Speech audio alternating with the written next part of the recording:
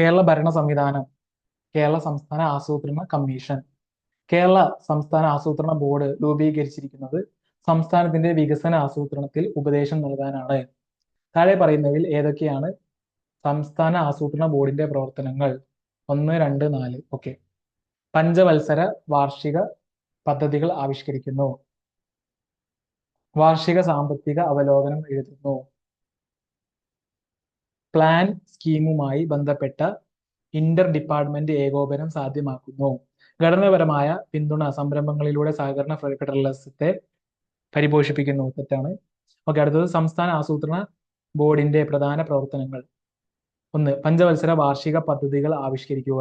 വാർഷിക സാമ്പത്തിക അവലോകനം തയ്യാറാക്കുക. പദ്ധതി നടപ്പാക്കൽ നിരീക്ഷിക്കുക. 4. പദ്ധതികളുമായി ബന്ധപ്പെട്ട് വിവിധ വകുപ്പുകളുടെ പ്രവർത്തനങ്ങൾ ഏകോപിപ്പിക്കുക, നിരീക്ഷിക്കുക. 5.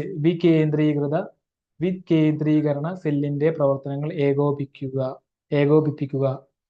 6. പ്രത്യേക മാനേജ്മെന്റ് ഇൻഫോർമേഷൻ സിസ്റ്റംസ് സോഫ്റ്റ്വെയർ ആയ പ്ലാൻ സ്പേസ് വഴി പദ്ധതിയുടെ നടത്തിപ്പ് നിരീക്ഷിക്കുക.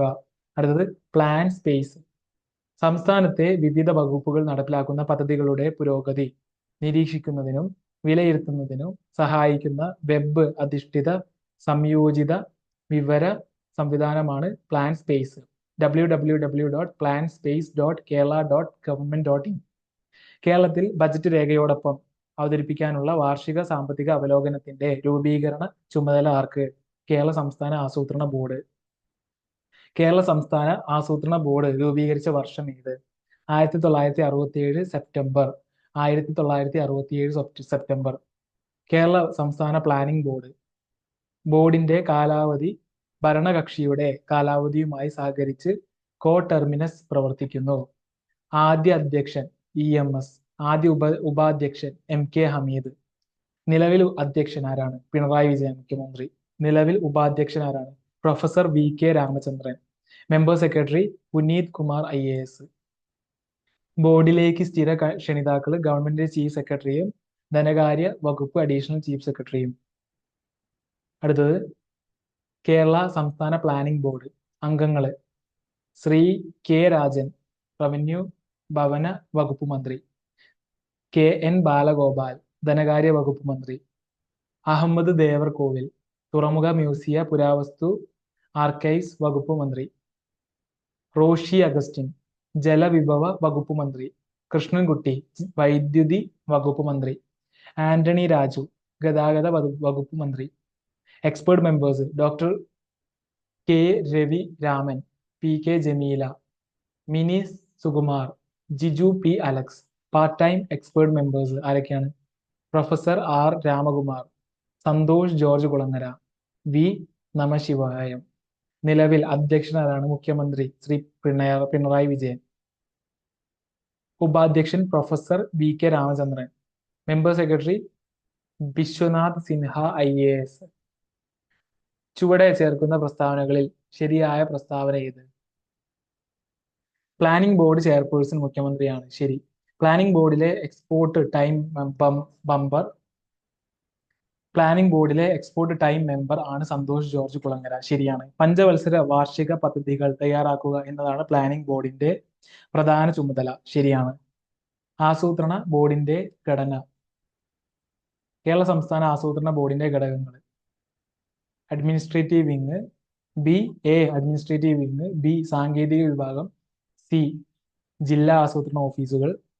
സംസ്ഥാന ആസൂത്രണ ബോർഡ് സാങ്കേതിക വിഭാഗങ്ങളിലൂടെയാണ് മുഖ്യ പ്രവർത്തനങ്ങൾ നിർവഹിക്കുന്നത്. സാങ്കേതിക വിഭാഗങ്ങൾ. ബോർഡിന്റെ എല്ലാ സാങ്കേതിക പ്രവർത്തനങ്ങളും നിർവഹിക്കാൻ ആസൂത്രണ ബോർഡിൽ 7 സാങ്കേതിക വിഭാഗങ്ങൾ ഉണ്ട്. 1. കൃഷി വിഭാഗം. 2. വ്യവസായ അടിസ്ഥാന സൗകര്യ വിഭാഗം. 3. സാമൂഹിക സേവന വിഭാഗം. 4. വികേന്ദ്രീകൃത ആസൂത്രണ വിഭാഗം. 5. പര്യപ്രേക്ഷ്യ ആസൂത്രണ വിഭാഗം. 6. പദ്ധതി ഏകോപന വിഭാഗം. 7. വിശകലന വിഭാഗം. Okay, which is not the key initiative of the Agricultural Division of Kerala Planning Board? Water supply and sanitation is not the key initiative of Agricultural Division of Kerala Planning Board. So, which are the key initiative of Agricultural Division of Kerala Planning Board? They are workshop on human-animal interface in Kerala, multi institutional study on enhancing viability of coconut holdings, soil mapping in all panchayats. അടുത്തത് administrative വിഭാഗം. Okay, administrative വിഭാഗം.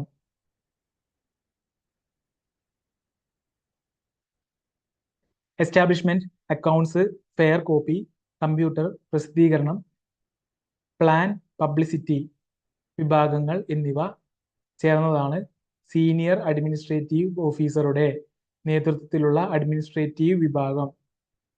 ജില്ലാ ആസൂത്രണ ഓഫീസുകൾ വികേന്ദ്രീകൃത പങ്കാളിത്ത ആസൂത്രണ പ്രവർത്തനങ്ങളെ സഹായിക്കാൻ 1970-കളുടെ അവസാനത്തിൽ ജില്ലാ ആസൂത്രണ യൂണിറ്റുകൾ സ്ഥാപിക്കപ്പെട്ടു.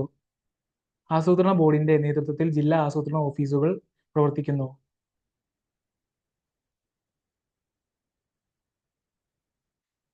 ഇവ ജില്ലാ കളക്ടറുടെ നിയന്ത്രണത്തിലാണ്. സംസ്ഥാന ആസൂത്രണ ബോർഡ് ഓഫീസർമാരെയാണ് ജില്ലാ ആസൂത്രണ ഓഫീസർമാരായി നിയമിക്കുന്നത്. ജില്ലാ വികസന സമിതി സെക്രട്ടറി, ജില്ലാ കളക്ടറുടെ പേഴ്സണൽ അസിസ്റ്റന്റ് എന്ന പദവികളും ജില്ലാ ആസൂത്രണ ഓഫീസർ വഹിക്കുന്നു. പദ്ധതികൾ ആവിഷ്കരിക്കുന്നതിലും നടപ്പാക്കുന്നതിലും നിരീക്ഷിക്കുന്നതിലും ജില്ലാ ആസൂത്രണ ഓഫീസുകൾ പ്രധാന പങ്ക് വഹിക്കുന്നു.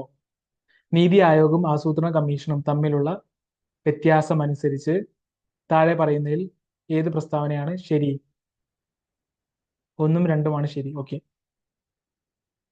സംസ്ഥാനത്ത് നയങ്ങൾ അടിച്ചേൽപ്പിക്കാൻ നീതി ആയോഗിന് അധികാരമില്ല, അതൊരു ഉപദേശക സമിതിയാണ്. ശരി. സംസ്ഥാനത്ത് നയങ്ങൾ അടിച്ചേൽപ്പിക്കാൻ ആസൂത്രണ കമ്മീഷൻ അധികാരം ഉണ്ടായിരുന്നു.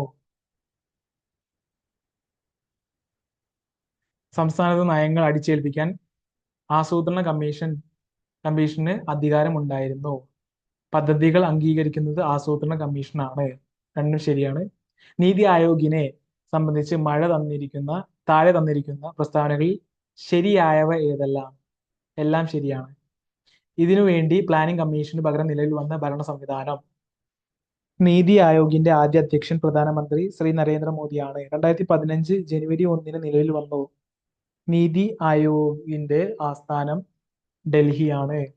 നീതി Aayog national institute for transforming India 2015 ജനുവരി 1 നിലവിൽ വന്നു. അധ്യക്ഷൻ പ്രധാനമന്ത്രി. വൈസ് ചെയർപേഴ്സൺ ആരാണ്? സുമൻ ബേരിയാണ്. Suman Bery vice chairperson. Thank you so much for listening me. Will see next video. By.